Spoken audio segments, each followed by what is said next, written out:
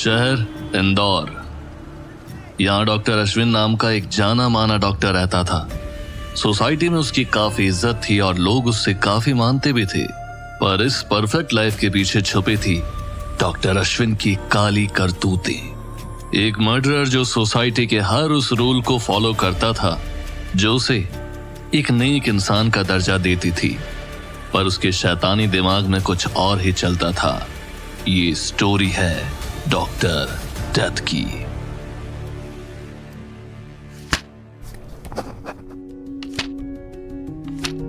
बीस साल की सोनाली एक शांत लड़की थी जिसकी मासूमियत अभी भी बरकरार थी। वो पढ़ने में भी आगे थी। सोनाली ने फिलहाल में ही अपने बैचलर्स इन एजुकेशन की फाइनल एग्जाम दी थी। उसने आगे की पढ़ाई का भी प्लान बना लिया था। वो खुद के पैरों पर खड़ा होना चाहती थी। वो दुनिया को देखना और समझना चाहती थी। पर एग्जाम के कुछ ही दिन बाद उसके पापा ने अपने कमरे में कुछ जरूरी बात करने के लिए बुला लिया। आखिर पापा ने क्या बात करने के लिए मुझे बुलाया होगा? वो ऐसे तो कभी बात करते नहीं हैं। फिर आज ऐसे क्या हो गया कि उन्होंने मुझे अपने कमरे में बुलाया है?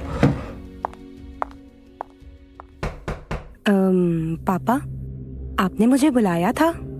सोनाली थोड़ा हड़बड़ाते हुए अपने पापा से पूछती है। हाँ बेटा, तुमसे थोड़ी जरूरी बात करनी थी। आज ही शुक्ला अंकल मिलने आए थे, तुम्हारे बारे में पूछ रहे थे। आजकल क्या कर रही है, पढ़ाई पूरी हुई या नहीं। फिर तुम्हारी शादी की बात निकली। वो कह रहे थे उनके जानने में एक लड़का है, काफी अच्छा खानदान है। वो कह रहे थे अगर सोनाली को मंजूर हो तो एक बार लड़के वालों से मिल सकती है। क्या? शादी? शादी का नाम सुनते ही सोनाली चौंक गई। 20 साल की सोनाली के लिए ये काफी बड़ा धक्का था। उसने सोचा भी नहीं था कि इतनी जल्दी उसके मम्मी पापा उसके लिए शादी का रिश्ता ढूंढ लाएंगे। अपनी फाइनल एग्जाम दे के बैठी सोनाली मास्टर्स के लिए कहाँ एडमिशन लेना है ये सोच रही थी। कम से कम अगले 3 सालों तक उसका शादी करने का कोई प्लान नहीं था। उसे मास्टर्स की पढ़ाई करनी थी और शादी से पहले एक टीचर के रूप में वर्क एक्सपीरियंस लेना था। सोनाली के सपनों को तो जैसे उसके पापा ने एक झटके में तोड़ दिया। लेकिन पापा, अभी तो मैं बस 20 साल की हूँ। अभी से मेरी शादी के बारे में क्यों सोच रहे हैं? सोनाली का इस तरह जवाब देना उसके पापा को कतई पसंद नहीं आया। वो थोड़ा गुस्से में भी आ गए थे। सोनाली की बहन की शादी भी उसके पापा ने महज 22 साल की उम्र में करा दी थी। मुझे इस विषय पर कुछ नहीं सुनना है। तुम कल उस लड़के से मिलोगी। पर क्यों पापा? आप शादी की इतनी जल्दी क्यों कर रहे हो? देखो सोनाली, मैंने अपना फैसला कर लिया है। पर पापा, मुझे आगे भी पढ़ना है। मैं भी तुम्हारी भलाई ही चाहता हूँ। लड़का अच्छे खानदान से है, डॉक्टर है। ऐसा रिश्ता बार बार नहीं मिलता। सोनाली का पापा के साथ बहस करना कुछ काम नहीं आया। अगले दिन सुबह सुबह ही डॉक्टर अश्विन शर्मा सोनाली को देखने के लिए उसके घर आ गए। एक तरफ सोनाली के मम्मी पापा लड़के के घर वालों से बात कर रहे थे, तो दूसरी ओर डॉक्टर अश्विन और सोनाली घर के गार्डन में अकेले में बात कर रहे थे। एक दूसरे को जानने की कोशिश कर रहे थे। दोनों की ये पहली ही मुलाकात थी। सोनाली ही नहीं बल्कि डॉक्टर अश्विन भी ऑकवर्ड हो गए थे। दोनों के ही मन में काफी सारे सवाल थे एक दूसरे के लिए, लेकिन दोनों ही बात करने से हिचकिचा रहे थे। सोनाली को डॉक्टर अश्विन की एक बात जरूर पसंद आई और वो थी उनका टिपिकल डॉक्टर जैसा ना होना। उन्होंने सोनाली के सामने खुद को स्ट्रांग या डोमिनेटिंग प्रेजेंट नहीं किया। डॉक्टर अश्विन काफी नॉर्मल लग रहे थे, एक इंसान जो अपनी रूट से जुड़ा हुआ है। 1 साल पहले ही मुझे आयुर्वेद में डॉक्टर की डिग्री मिली है और बिजनेस काफी अच्छी तरह से चल रहा है। आप लोगों का इलाज करने के पवित्र प्रोफेशन को बिजनेस कहते हैं? हाँ, वैसे तो मुझे इसे बिजनेस नहीं कहना चाहिए, पर इसे और क्या कहूँ मुझे नहीं पता। लोग हमेशा बीमार होते रहते हैं और बार बार ट्रीटमेंट लेने के लिए आते रहते हैं। मैं बस उन्हें प्रिस्क्रिप्शन लिख कर देता हूँ और मेडिसिन बेचता हूँ। ये उन्हें खुश रखता है और मुझे अमीर। इसे अब बिजनेस नहीं तो क्या कहेंगे, है ना? सोनाली इस पर कुछ ना कहते हुए बस मुस्कुरा दी। फिर डॉक्टर अश्विन ने मेन टॉपिक को हाथ लगाते हुए सोनाली से पूछा, क्या तुम शादी के लिए तैयार हो? मैंने कुछ डिसाइड नहीं किया है। मुझे जल्दी शादी करके सेटल होना है और मेरे हिसाब से आपकी और मेरी जोड़ी बहुत जमेगी। डॉक्टर अश्विन की ये कहते ही सोनाली उनकी आंखों में देखने लगी। मुझे आगे की पढ़ाई भी करनी है। और उसके बाद जॉब। अश्विन ने थोड़ी देर सोचा और कहा, मुझे नहीं लगता आपके काम करने से मुझे कोई प्रॉब्लम होगी, पर मेरी फैमिली जिस तरीके की है उनके लिए ये छोटी छोटी चीजें काफी मैटर करती हैं। अपने प्रोफेशन से काफी ज्यादा कमा लेता हूँ, हम दोनों एक अच्छी और सेटिस्फाइड लाइफ जी पाएंगे। सो तुम अगर बाहर काम करने जाओगी तो हमारी फैमिली के बारे में लोग उल्टा सीधा कहेंगे। अगर तुम्हें काम करना है तो तुम कर सकती हो, मेरे तरफ से कोई प्रॉब्लम नहीं होगी। पर हाँ, मेन इशू है मैं अपनी फैमिली के साथ झगड़ नहीं सकता। ये सब तुम्हें खुद अकेले ही हैंडल करना पड़ेगा। मुझे लगा था हस्बैंड अपनी वाइफ को हमेशा सपोर्ट करते हैं, फिर चाहे वो कैसी भी सिचुएशन हो। हाँ, हस्बैंड सपोर्ट करते हैं, पर कॉम्प्रोमाइज तो वाइफ को ही करना पड़ता है। हजारों सालों से ये चलते आया है और मुझे नहीं लगता ये इतनी जल्दी चेंज होने वाला है। इसे चेंज होने में अभी बहुत वक्त लगेगा। पर हाँ, मैं तुमसे वादा करता हूँ कि मैं तुम्हें एक हैप्पी और कंफर्टेबल लाइफ दूंगा। मेरे पूरे घर की जिम्मेदारी तुम्हारे कंधों पर होगी। पहली मुलाकात के बाद सोनाली को डॉक्टर अश्विन थोड़ा बहुत तो पसंद आ ही गए थे। सोनाली को वो एक ऑनेस्ट, ब्रूटली ऑनेस्ट इंसान लगे थे। सोनाली को उनकी पर्सनैलिटी में कोई झूठ महसूस नहीं हुआ। वो जैसा था वैसा उन्होंने सोनाली के सामने खुद को प्रेजेंट किया था। सोनाली के हिसाब से वो एक अच्छे इंसान थे जो अपना प्रॉमिस कभी नहीं तोड़ेंगे। पर सोनाली अभी तक श्योर नहीं थी कि वो शादी के लिए रेडी है या नहीं। वो एक अच्छा पार्टनर तो था, उसमें कोई शक नहीं। सोनाली को पता था कि वो खुद को कितना भी झूठा दिलासा दे दे, लेकिन शादी के बाद औरतों को बाहर काम करने की परमिशन नहीं मिलती। और वही चीज अब उसके साथ होने वाली थी। सोनाली के मन में विचारों का एक बवंडर तैयार हो गया था। उसे समझ नहीं आ रहा था कि टीचर बनकर बच्चों को पढ़ाने का जो उसका सपना है उसे चुने या फिर डॉक्टर अश्विन के साथ शादी कर ले जो उसे एक अच्छा और बेहतर फ्यूचर दे सकते हैं। साथ ही सोनाली ये भी नहीं चाहती थी कि उसके काम करने को लेके दोनों घरों में कोई कलह हो जाए। आखिर में काफी सोच विचार के बाद वो इस नतीजे पर पहुंची कि वो इस शादी के लिए तैयार है। पापा को भी उसने अपने डिसीजन के बारे में बता दिया। अश्विन का कहना था कि सोनाली को कम से कम 21 का होने दिया जाए, उसके बाद शादी करते हैं। और फिर पहली मुलाकात के 6 महीने बाद साल 1988 की शुरुआत में डॉक्टर अश्विन और सोनाली ने शादी कर ली।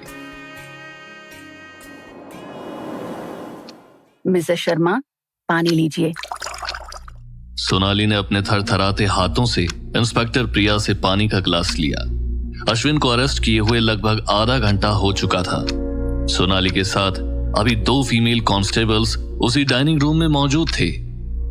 आस पड़ोस में अश्विन की गिरफ्तारी के बारे में भी पता चल गया था और अश्विन के घर के बाहर लोगों की भीड़ उमड़ पड़ी थी। पुलिस ने उन्हें भगाने की काफी कोशिश की, पर फिर थोड़ी देर में भीड़ जुट जाती थी। इंस्पेक्टर प्रिया को समझ आया कि भीड़ को समझाने का कोई मतलब नहीं है और उन्होंने सब इंस्पेक्टर भोंसले को भीड़ को इग्नोर करके डॉक्टर अश्विन के घर का दरवाजा अंदर से बंद करने का ऑर्डर दिया। दरवाजा बंद करने के बाद सब इंस्पेक्टर भोंसले और उनकी टीम केस से संबंधित सबूत इकट्ठा करने के लिए अश्विन के घर की तलाशी लेने लगे। भोंसले और उनके साथी घर का कोना कोना छान मार रहे थे। छोटी से छोटी चीज को भी काफी ध्यान से जांचा परखा जा रहा था। सोनाली पुलिस को इस तरह से घर की तलाशी लेते देख टूटने लगी थी। ये किसी बुरी सपने से कम नहीं था। जिस घर को उन्होंने बड़े प्यार से सजाया था, आज उसी घर को पुलिस सबूत इकट्ठा करने के लिए तहस नहस कर रही थी। सोनाली से ये सब कुछ देखा नहीं जा रहा था। इंस्पेक्टर प्रिया सोनाली के मन में जो तूफान चल रहा था उसे भांप चुकी थी। सोनाली के कंधे पर हाथ रखते हुए उन्होंने कहा, मिसेस शर्मा, मुझे पता है आपके लिए काफी कठिन समय है, खुद को संभालिए। घर की तलाशी लेती पुलिस को देखकर सोनाली कहती है, आखिर मेरे घर में ये सब चल क्या रहा है? मैं आपको सब एक्सप्लेन करती हूँ मिसेस शर्मा, पर पहले आपको मेरी बातों पे ध्यान देना होगा। आपने अश्विन को डेथ बुलाया, डॉक्टर डेथ। प्लीज एक्सप्लेन, आपने ऐसा क्यों कहा? मैं आपको सब एक्सप्लेन करती हूँ मिसेस शर्मा, मैं आपको जरूर एक्सप्लेन करूंगी, पर पहले आपको मेरी बातों पे ध्यान देना होगा। मेरे पास आपके लिए कुछ सवाल हैं। सोनाली ने जैसे तैसे करके खुद को शांत करने की कोशिश की, लेकिन अंदर ही अंदर उसके मन में भूचाल आ रहा था। लेकिन फिर भी वो खुद को संभालने की कोशिश कर रही थी।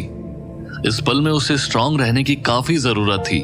जो कुछ भी अश्विन के साथ हो रहा था उसे फेस करने की जरूरत थी। सोनाली ने इंस्पेक्टर प्रिया की तरफ देखते हुए कहा, मैं किस तरह आपकी मदद कर सकती हूँ? क्या आपके हस्बैंड के पास कोई लॉयर है? अगर है तो आपको तुरंत उनसे कांटेक्ट करना होगा। और हाँ, उन्हें पुलिस स्टेशन आने के लिए कह दीजिए। जब चार्जेस फाइल हो जाएंगे तब शायद जज डॉक्टर अश्विन को बेल पर रिहा कर सकते हैं। सोनाली लॉयर का नंबर ढूंढने लगी। सोनाली की हालत काफी खराब हो गई थी।